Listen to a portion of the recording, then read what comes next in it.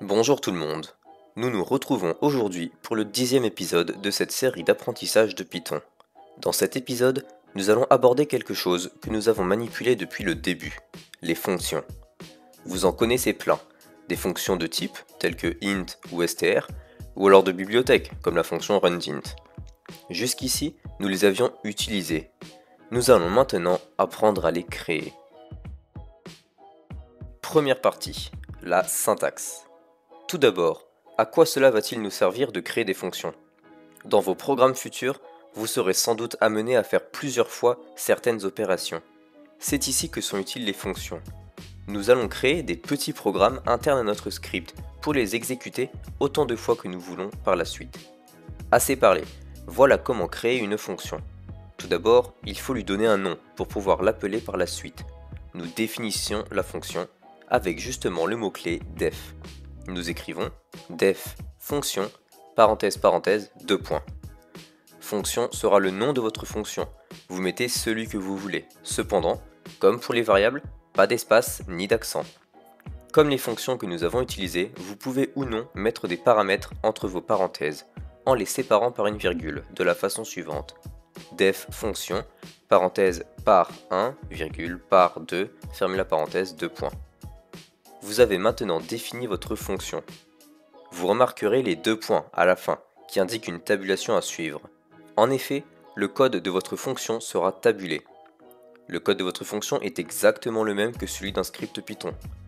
Créons par exemple une fonction qui renvoie la table de multiplication souhaitée jusqu'au nombre souhaité. Nous définissons donc notre fonction que nous allons nommer AFTable, avec en paramètres table et fin. Essayez d'écrire cette ligne.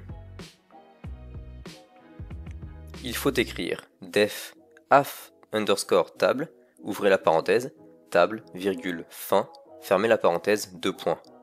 Puis, le code est simple, nous l'avions déjà fait lors de l'épisode 7 avec la boucle for suivante. For i in range 1, virgule, fin plus 1, fermez la parenthèse, 2 points. Nous utilisons ici le paramètre rentrée en l'appelant avec le mot mis entre les parenthèses. Cela nécessite bien entendu qu'il soit en int. La boucle va donc reprendre les valeurs allant de 1 jusqu'à fin, puisque fin plus 1 est exclu. Dans cette boucle, il suffit d'écrire print table fois i. Et ainsi, à chaque tour de boucle, une valeur de la table sera écrite. Notre fonction est maintenant finie. Nous pouvons la tester.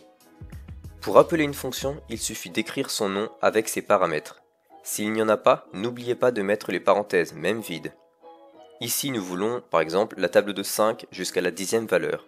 Nous écrivons donc af underscore table, ouvrez la parenthèse, 5,10, fermez la parenthèse. Nous n'avons pas besoin de préciser le nom donné lors de la création de la fonction, fin et table. Python sait que le premier paramètre correspondra à la table et le deuxième à la fin. Nous exécutons, et Python nous écrit bien 5, 10, 15, 20, 25, 30, 35, 40, 45, 50. Ici, le retour de la fonction s'est effectué via un print. Mais peut-être voudrez-vous récupérer des valeurs dans une variable. Il faut donc utiliser le mot-clé return, suivi de la valeur à retourner. Par exemple, améliorons notre fonction pour qu'elle prenne un troisième paramètre, une valeur de la table que nous voulons récupérer. Nous ajoutons donc dans les parenthèses virgule valeur, puis dans la fonction, après la boucle for, nous écrivons return table fois valeur. Ainsi, la fonction va retourner la valeur table fois valeur. Pour récupérer cette valeur, il faut la stocker dans une variable, exactement comme avec la fonction int. Cette fonction nous retournait une valeur en integer que nous devions stocker pour la garder. Nous écrivons donc val égale af underscore table, parenthèse 5,10,8, fermez la parenthèse, si nous voulons récupérer 5 fois 8. Python écrit toujours toutes les valeurs de la table de 5, et si nous rajoutons un print val, il nous affiche bien 40. Attention, il ne peut y avoir qu'une seule ligne return. En effet, une fois la ligne return exécutée, Python quitte votre fonction. Un dernier point sur les paramètres.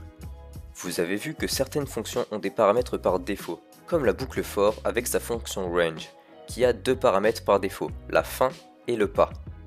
Pour mettre un paramètre en défaut, il suffit de le déclarer dans les parenthèses. Ainsi, def fonction, parenthèse a égale 5, fermez la parenthèse, 2 points. Puis mettons le code suivant, print a. Si nous appelons la fonction en définissant a, il prendra la valeur que nous lui avons donnée. Par exemple, fonction de 10 nous renverra 10. Mais si nous ne mettons rien, il prendra la valeur donnée dans les parenthèses. Fonction, parenthèse vide, nous renverra 5. Attention, ces paramètres doivent être passés en dernier.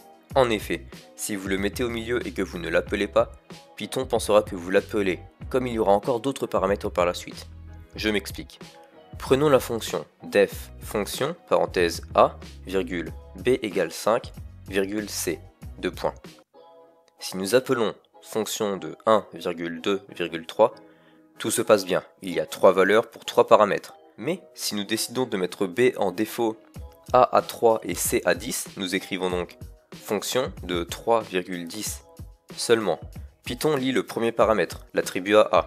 Il lit le deuxième paramètre et l'attribut à b, puisque c'est le deuxième. Et lorsqu'il cherche la valeur de c, il ne trouve rien. Or, nous n'avions pas défini de valeur par défaut, donc erreur. C'est pourquoi il faut mettre le ou les paramètres par défaut en dernier. Deuxième partie, global. Dans cette partie, je vais vous parler des variables globales. Nous avons vu au-dessus que si nous voulions modifier des valeurs, etc., il fallait les mettre en paramètres. Mais vous aurez sans doute besoin par la suite de vous servir d'autres valeurs sans avoir à les mettre en paramètres. Il faut savoir en Python que toutes les variables n'ont pas les mêmes caractéristiques. Quand vous créez une variable en dehors d'une fonction, elle est dite globale. C'est-à-dire que peu importe l'endroit du programme, vous pourrez la lire. Par exemple, la fonction def fonction parenthèse vide 2 points print a, et au-dessus nous définissons a égale 5. Lorsque nous appelons la fonction, elle écrit bien 5. Nous pouvons donc accéder à des variables créées à l'extérieur. Cependant, attention, vous pouvez les lire mais pas les modifier. Écrivons avant le print a plus égale 1. Lorsque nous exécutons, nous avons une erreur, local variable referenced before assignment. Nous voyons ici donc le deuxième type de variable, les variables locales. Python croyait que nous voulions créer une nouvelle variable. Il ne cherche pas à savoir si une variable de même nom existe. Heureusement, il y a un moyen de rendre des variables globales. C'est justement le mot-clé global. Au tout début de la fonction, écrivez global a. Puis, lorsque vous réexécutez, Python nous affiche bien 6. Il a en effet passé la variable a en tant que global dans la fonction. Ceci était pour accéder et modifier des variables créées à l'extérieur. Qu'en est-il de l'inverse? Si nous créons des variables dans nos fonctions, elles se créent en local. Faisons un test avec a.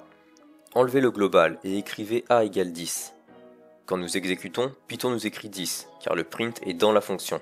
Il prend donc la variable locale. En revanche, si nous mettons un print à la sortie de la fonction, Python nous renvoie 5. En effet, la variable locale ne sortira jamais de sa fonction. Là encore, il y a un moyen, c'est toujours le mot-clé global. Remettons global a, et cette fois-ci les deux prints nous disent la même chose, c'est-à-dire 10. Je pense vous avoir tout dit au sujet des fonctions. Il reste encore un type de fonction, les fonctions lambda, mais nous verrons plus tard s'il le faut. Je ne m'en suis jamais vraiment servi. Je vais vous proposer un projet qui va utiliser les fichiers texte et les fonctions. Il est le suivant. Réaliser un jeu de pendu, avec ses différentes étapes. Créez tout d'abord une fonction pioche qui prend en paramètre une variable contenant un fichier texte ouvert en mode read, et qui retourne un mot aléatoire de ce fichier. Le fichier sera en description, et il contient 881 lignes. Réalisez ensuite la fonction devine, qui prend en paramètre le mot à deviner, et une variable qui contiendra toutes les lettres essayées par l'utilisateur, et qui retournera le mot avec les lettres trouvées en majuscule et les lettres non trouvées remplacées par un underscore. La première lettre sera toujours donnée. Par exemple, devine de bonjour, OB renverra BO underscore underscore O underscore underscore. Et devine de bonjour, OBN renverra BON underscore O underscore underscore. Faites ensuite en sorte que le joueur n'ait que 8 essais. Pour bonus, si le joueur propose une lettre qu'il a déjà proposée, l'ordinateur lui signale et lui redemande une lettre. Puis, faites aussi en sorte que le joueur puisse rejouer à la fin. Je vous souhaite bonne chance, nous le corrigerons dans 2 jours. Si vous avez des questions, problèmes ou suggestions, n'hésitez pas à me les dire en commentaire. Quant à moi, il ne me reste plus qu'à vous dire Auf Wiedersehen!